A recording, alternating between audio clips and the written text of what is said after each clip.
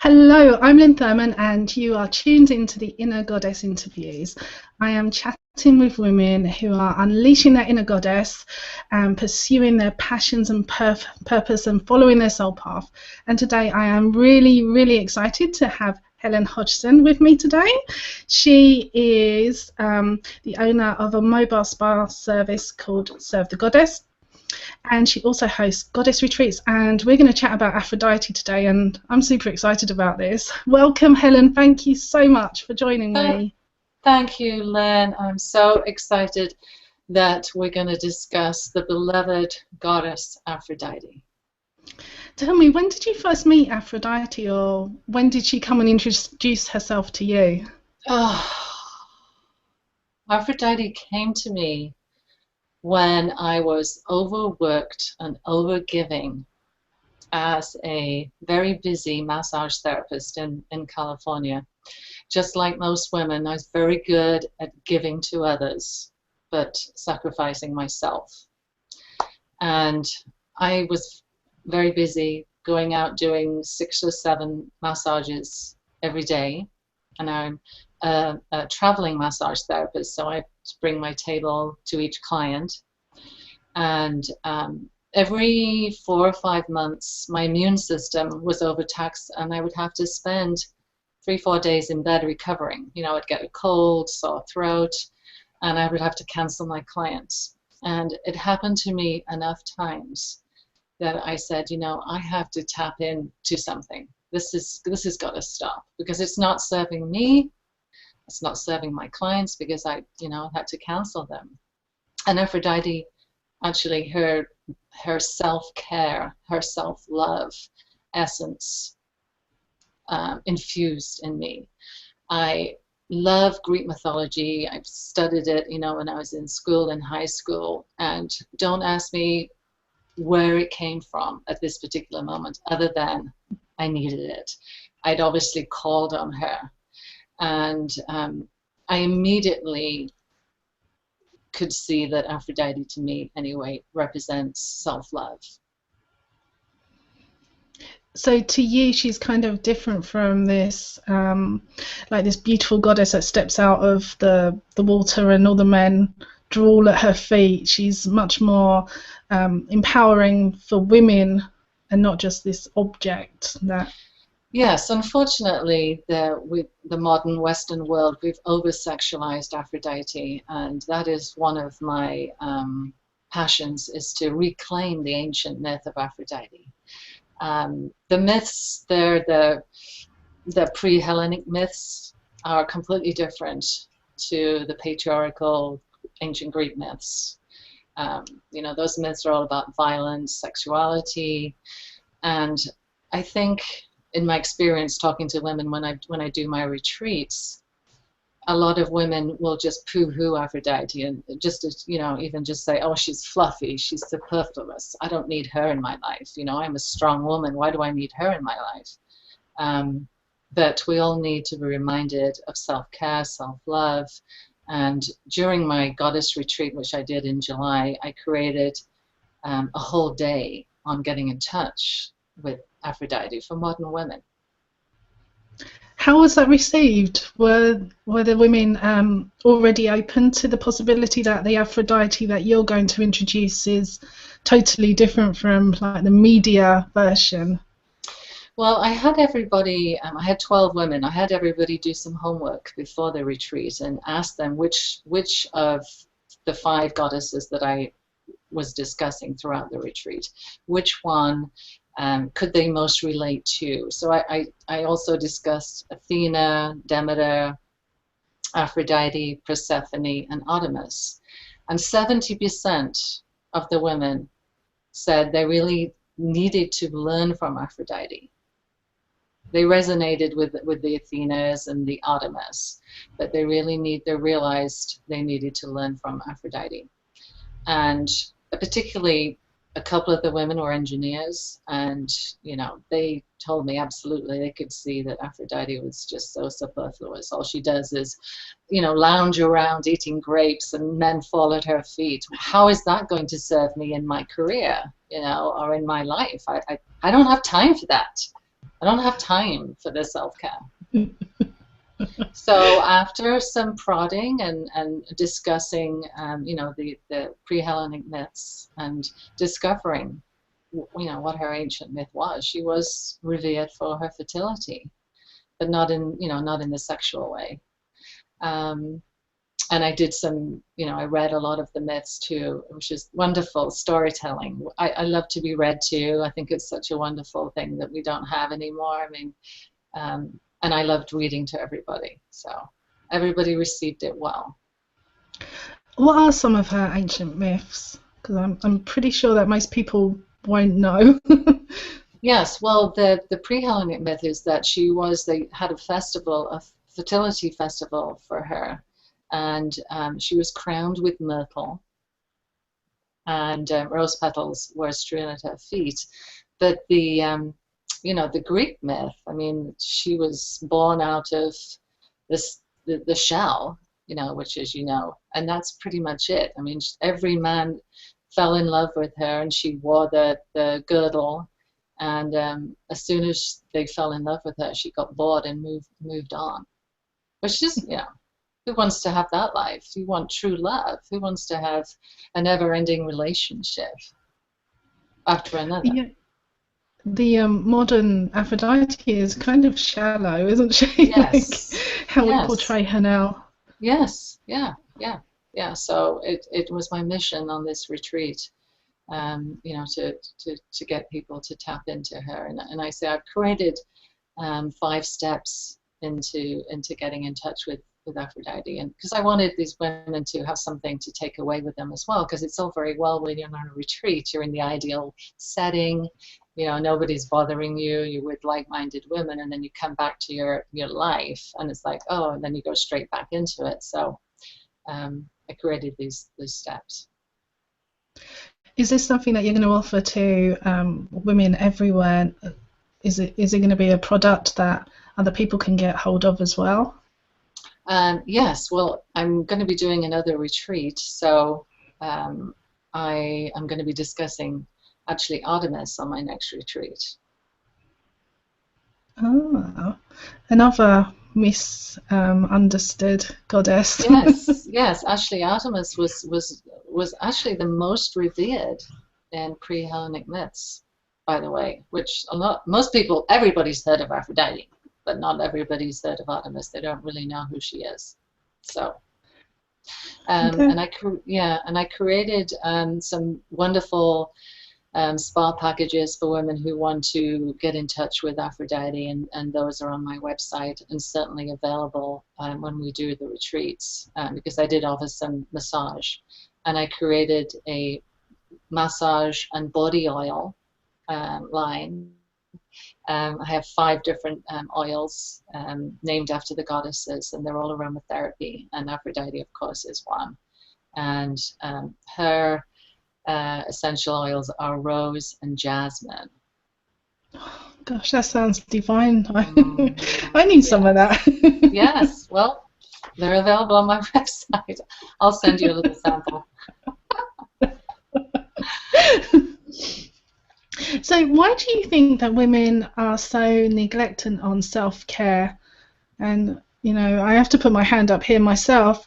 I am usually like last on the list. Yes, I mean, me too. I used to be like that, but now I delegate, my self-care. I put it in my calendar. I have to, because I realize that the value of it. But I think it's just typical for women, especially. Men don't seem to have this problem at all. It's just women. Put yourselves last. I think it comes from self-worth. Obviously, it's been handed down from generations, or if you're in a particularly demanding career, you put yourself last. It's just not really revered and honored. Coming from England myself, I mean, I'm coming from, being raised by a nurse. I used to be a nurse as well, and one of 5. Of course, my mother never had time for herself, so I witnessed that on a daily basis. And I think you witness that as a child, and make a mental note of it. Okay, I can continue with this path, or I can change it. I can break the cycle. So I continued on the path for so long, and then I broke the cycle, after I realized it wasn't serving me. I think, especially with the Aphrodite energy and, and the Western world and how we view her, it's like she's vain. She's always thinking of herself. She's selfish, but you can't carry on like that. You're not in balance. The whole point of giving and receiving, if you're receiving, you're really pulling in your feminine energy. It's not a complete cycle if you're giving of yourself. Because what ultimately happens, you end up resenting it anyway. And you end up exhausted. Yeah, you end up exhausted, you're ill, you feel haggard. So, the last thing you feel is Aphrodite. So it doesn't serve you in the end. And I think maybe there's some sense of martyrdom as well. I mean, we all want to feel important. And a lot of women and men, feel important if they're giving of themselves all the time. How easy is it to adopt a self-care practice? I mean, I know that if you're like incredibly busy and you've only got a short amount of time, what can you do to make sure that you are nurturing yourself? I believe you have to schedule it. You have to make it a priority because nobody else will. You're responsible ultimately for your own happiness, your own health and wellness, your inner and outer goddess energy. You have to take control. And I think a lot of women will say, well, I don't have time. But if you think, even like a 5-minute meditation when you wake up in the morning, it's 5 minutes. 5 minutes out of a day is nothing. And then you can increase it to 10 minutes. So I think the whole point of it is starting small, getting into the habit of doing it, scheduling it, getting into the habit of it, and just, making the time for yourself. So start small. Yeah, everyone can manage 5-10 minutes. It means like turning off Facebook for 10 minutes. You've got that time. It's where the time's being sucked away from you and realizing that I could do something a bit more productive. Yes, or even just getting outside for 10 minutes, being in nature, I mean, I know you're in England, so you don't have, the ultimate weather that we have out here in California, but you have the greenery, you have the lush greenery, and the rain is beautiful as well, even if you decide to walk out with an umbrella. So it's just removing yourself from whatever is causing you, obviously, the mayhem, and just getting out just even for 10 minutes. Having a bath, just putting a do not disturb sign on the door of the bathroom, telling the kids and your husband, okay, I'm going in for 10 minutes. And if you let everybody know, as well, so they won't disturb you. People get it after a while, and actually people will start respecting you for that too. That you're taking time for yourself. Because whatever you do, you're passing it down to your children and your friends. So it's drawing in your boundaries as well and making sure you protect them. That's kind of an Aphrodite energy as well, isn't it? Because she's not this meek, mild, sexual goddess. No. She takes care of herself. Self-care, I think, is the number one, for me anyway, getting in touch with Aphrodite. And that's what I was teaching everybody on the retreat. And it's a holistic approach, It's, like we say, setting boundaries. And if it doesn't feel good, then don't do it. And Oh, sorry, I was going to say that's kind of like a difficult thing as well, isn't it? If it doesn't feel good, don't do it. I mean, it should be logical, but how many of us keep doing the same thing over and over and over again? Yeah. Well, it's comfortable, right? It's easier to keep doing the same thing than to break the cycle. It's so much easier just to keep doing it the same. It's familiar. And, every time you change a habit, your brain goes into fear mode because it's something different. So then your brain is like, what are you doing? What are you doing? It's like, we were going down here, but it's not until you break it. You've got to break the chain and introduce it small. And then you can grow if you change your patterns, you can grow, and self-care, then it kind of expands into everything. Life opens up. Yes, it does.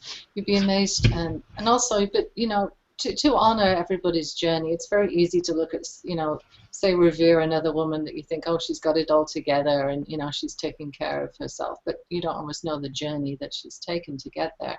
It's not going to happen overnight, especially if it's if it's old patterns that you have to break. And I think also the self-care is it's also poo-hooed. I can even see my sister right now in England rolling her eyes. Oh, here she goes again with the self-care. Meanwhile, she needs it too. We all need it. We all need it. We're such natural caregivers as women. Mm. Do you think us Brits have a harder time of it than other people? Yes, I do. I do. I do. It's a different mentality, and I think as an ex-Brit, I mean, obviously I'm still British inside, and stuff, but I've had 20 years experience in California, so it's very easy as a Brit to go, oh, those Californians, they're so woo-hoo, they're so, into their psychology, and they all have therapy. But you know what? We're talking about stuff, which is so good. It's so good to be open and talk and discuss. I mean, women have always huddled historically in circles and shared their stories. If you're not sharing your stories, you're keeping everything, down, and it's good to get it out. Yeah, absolutely. Because if you don't share your story, if you're not, then how can they know that they're not alone, that Right. what they're going through, Yeah. someone else has done it before. Yes. Yeah. Yeah. And I think to go back with the adage of being British, it's like not being raised in that society where, you don't show off, you don't blow your own horn, right? Absolutely. Yeah. So living in California, I mean, it's all about, if you don't toot your own horn, you're not going to get noticed. You have to stick your head up a little bit, to get noticed. But it's very interesting when I go back to England, I have to like tone it down a little bit.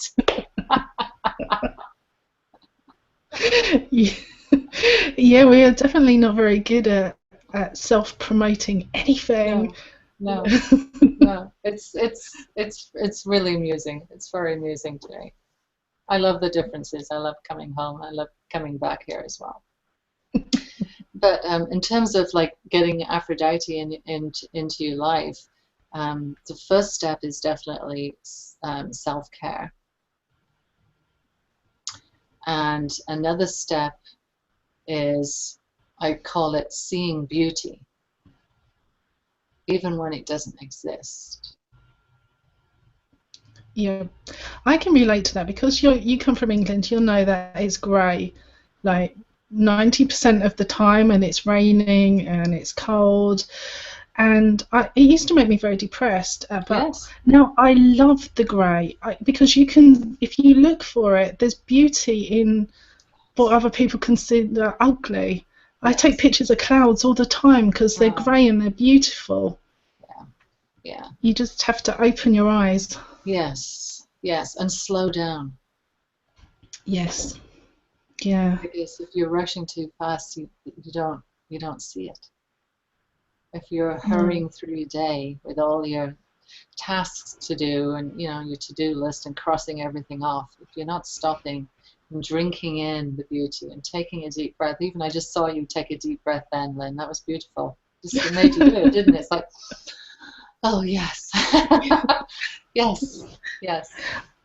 I am a great believer of the deep breath. It makes everything so much better if you can just breathe. Yeah. Well, rushing cuts off sensuality.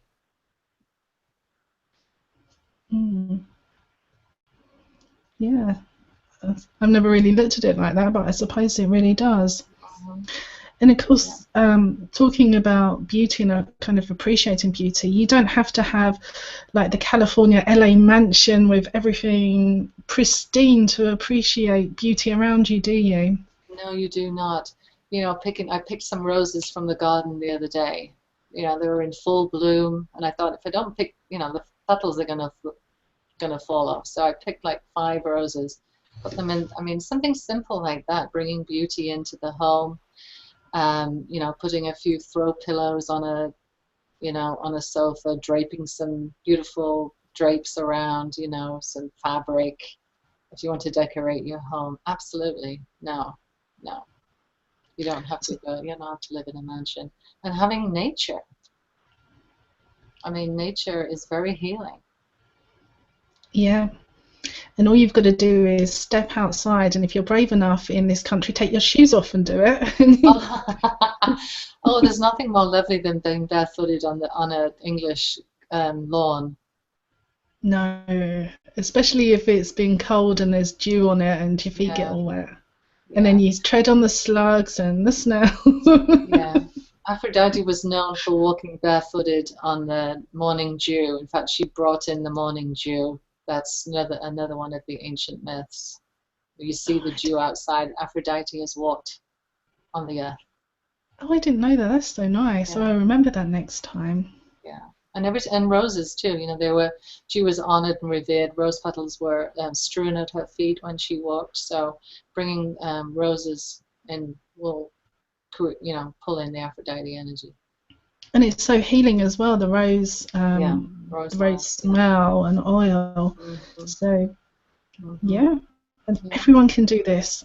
Everyone can bring Aphrodite in Yes. like this. Yes, and then of course sensuality. I mean, you know, opening your eyes, ears, taste. You know, enjoying home cooked food, farm to table food, cutting out junk food, stopping and tasting your food, going to farmers markets. You know, supporting the local farmers and bringing in fresh food and taking your time, eating, enjoying family dinners, enjoying time alone with your loved one and talking about the day, digesting the day. It's all part of the Aphrodite energy and the sensuality.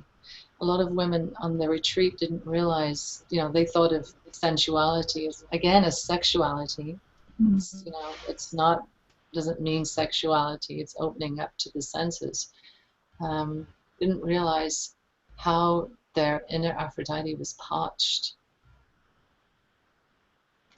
Do you remember the Galaxy chocolate ads? I think it Yes, was Galaxy. That is sensuality, isn't it? The lady yes, laying back on the silk, yes, eating the chocolate, savouring yes. each I bite. know.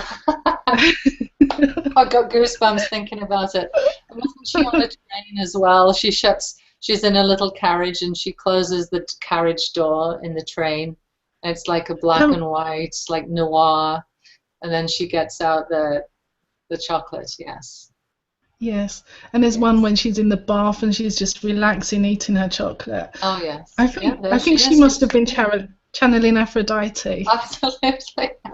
And I'm sure she had a do not disturb sign on the door. I bet she did.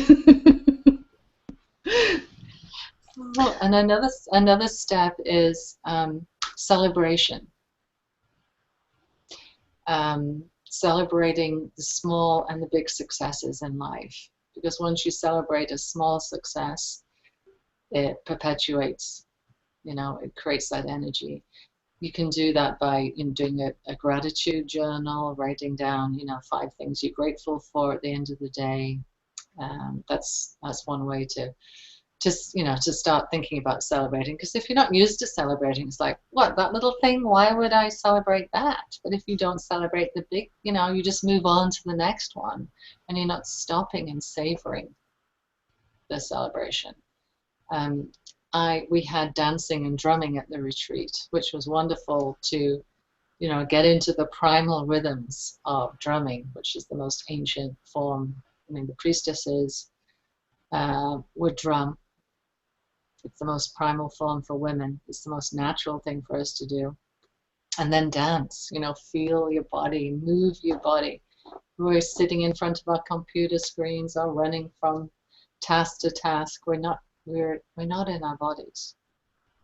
And again, these are things that are really very easy that anyone can do. You Yeah. can stand up from your computer at any minute and like wiggle about a bit and Yes. Put on your favorite music. We all should be taking a 5-minute break anyway, every hour. If you're a writer, blogger, it's so easy to get engrossed in writing and look up, and it's like, my goodness, I've been sitting here for 3 hours.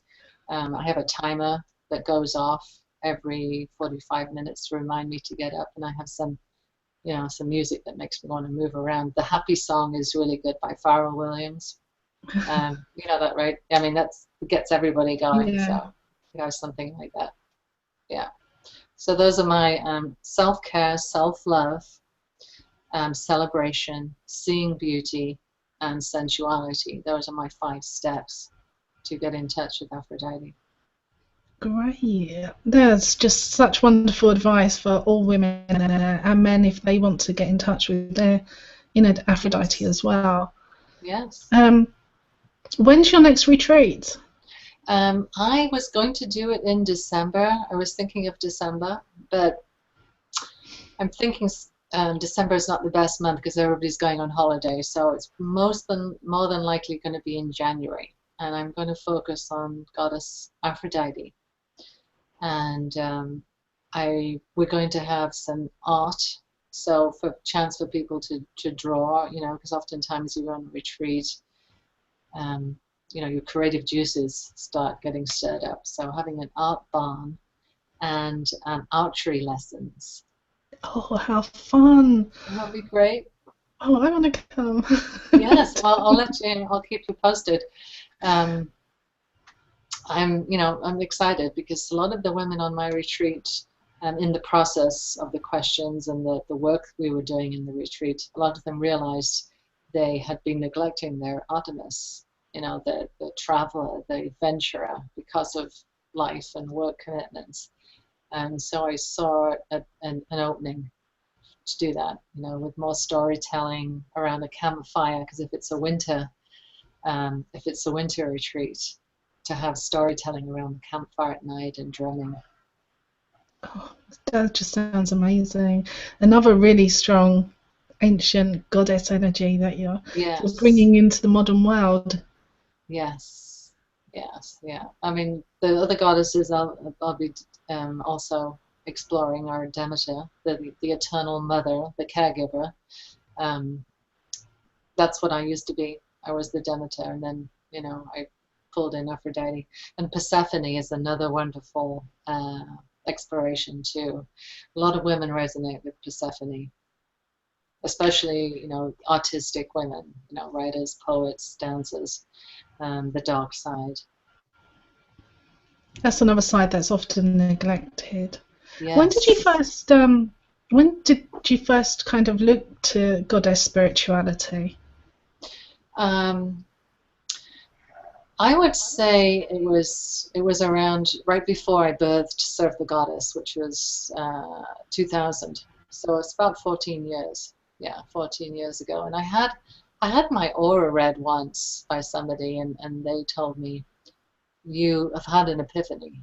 You've had an epiphany. And it was not long after I really started pulling in Aphrodite. So she'd seen that. I was like, wow, really? I can see that? She said, yeah. Yeah.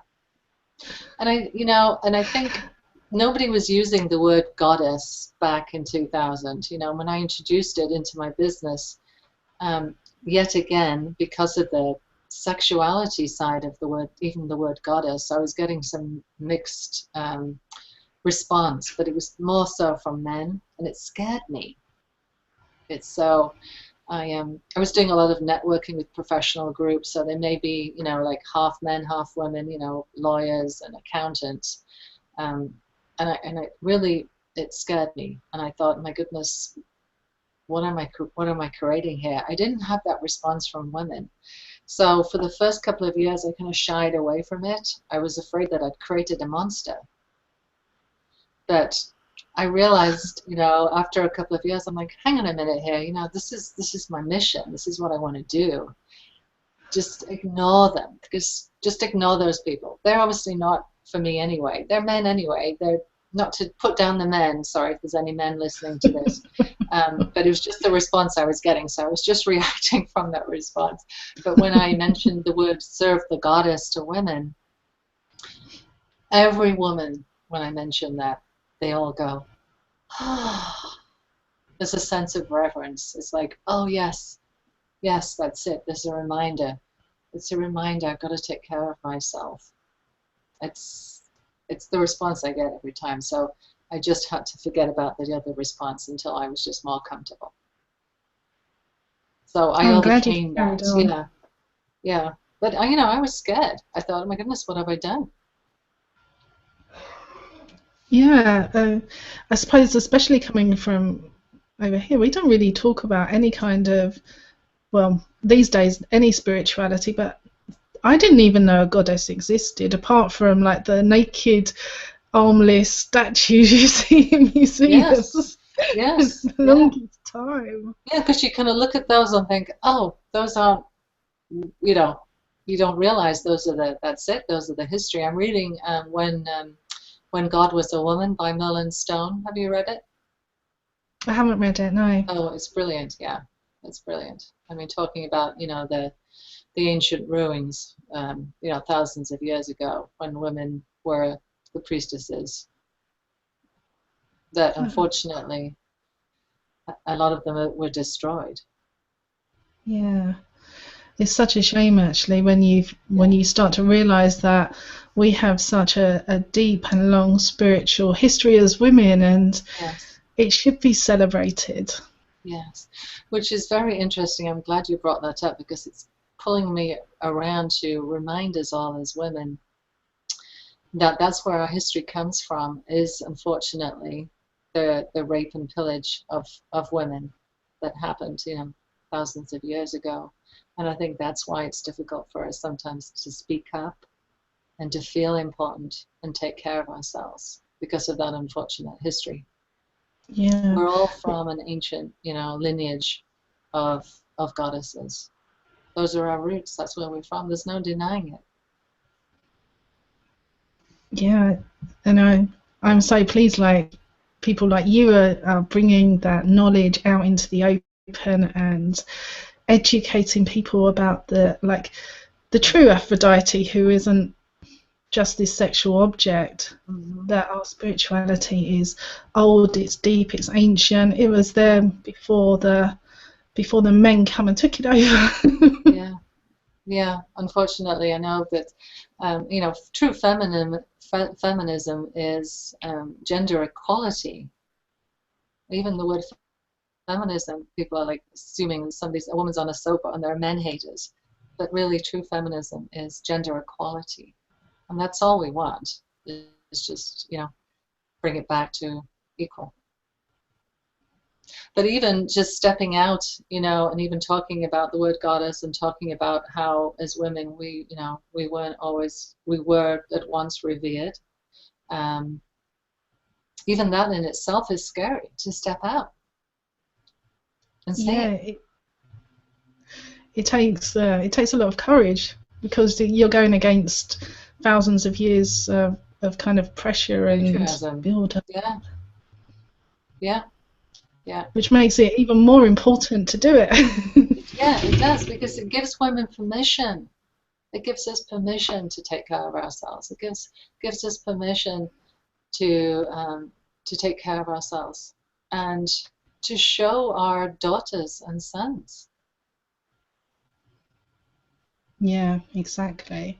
That's I've got a 6-year-old daughter, and I feel such a responsibility to show her a different way. And whether she takes that or not, that's up to her. Right. But I see that as, you know, my responsibility as a mother. Yes. Yeah, yeah. I don't have children, but I have other women around me and clients, um, so I'm able to tell the story through them. Yeah. I have nieces, I have nieces and nephews, so I can portray the story and set the example through them. which is important. Yeah. Yeah. I don't think you have to actually give birth to children to take that No, role. you don't. No, you don't. And oftentimes, as being an auntie is even better because you don't have the same limitations as a parent does, and or expectations, and you can really just be yourself, without permission. And being an aunt too, I think my two nieces will probably see me more as a friend, than like a parent. Not that they talk to me about stuff that they don't talk to their mothers about. It's a very important role, I think. Yeah. And, Very Aphrodite, Aphrodite again is leading the way and being strong and delegating tasks, self-care tasks for the better good. But I would love you to come to my retreat. I would love to come. When are you coming to California next? I don't honestly know, actually. I've only been once. I loved it. I love the beaches there. I mean, they were so beautiful. Because I'm in the south of England, so we have pebbles, and those were sandy beaches. I was like, wow. Yeah, it seems quite luxurious, doesn't it, to have a sandy beach? Well, I'm in Hermosa Beach, so just outside of LA. So I'm 10-minute walk from the beach. Oh, how lucky. Yeah, which is, another form of self-care is making sure I walk down to the beach. A lot of people live close to the beach and then don't take the time to go to the beach. So it's a ritual. It's definitely a ritual to breathe in the oxygen when you're that close to the water and look at the waves. Yeah. Yeah, it's my happy place, the beach. Yeah, I bet. Yeah. I think it puts everybody in a good mood. Yeah. Apart from if you drag your teenage son along, then it doesn't work. He's the exception. Okay, so to leave him at home. Yeah, but any of the women listening, my website is servethegoddess.com, and I have a page for my retreats, and I have some photographs and a blog from the last retreat. But anytime you want to connect with other women, I think is very important as well. To get away from being a mother and a wife is to bring in your close girlfriends and have bring food to share and and just be together. It sounds wonderful. So so if they keep an eye on your website, servethegoddess.com, you're going to put all the details of your upcoming retreats. Yes. And then also if people want to come and book you or book your team for some nice pampering at home. Yes, yeah. Actually do services for individual women. So if you want to just have a spa day by yourself or just a one-on, massage by yourself. We also do couples. I teach couples massage as well. And then for groups, so for women that they may be celebrating somebody's birthday or birth of a baby shower, or an upcoming wedding. I do a lot of those events too. Yeah, really? Which are great. Anytime, again, it's very Aphrodite. People are celebrating. They're drinking in the sensuality. They're having, quality time, with their girlfriends and getting pampered as well. So they're forgetting the outside world. Just what everyone needs. So that's find Helen at servethegoddess.com. And thank you so much for being my guest today. I have loved talking to you and finding out more about Aphrodite and all the good things you're doing in the world. Thank you so much for being part of this. Thank you so much. Very, very much enjoyed spending time with you and talking to you as a fellow Brit. And come and it was see me my in California when you come. I will. Thank you, Helen. Thank you. Thank you. And to you. Bye-bye.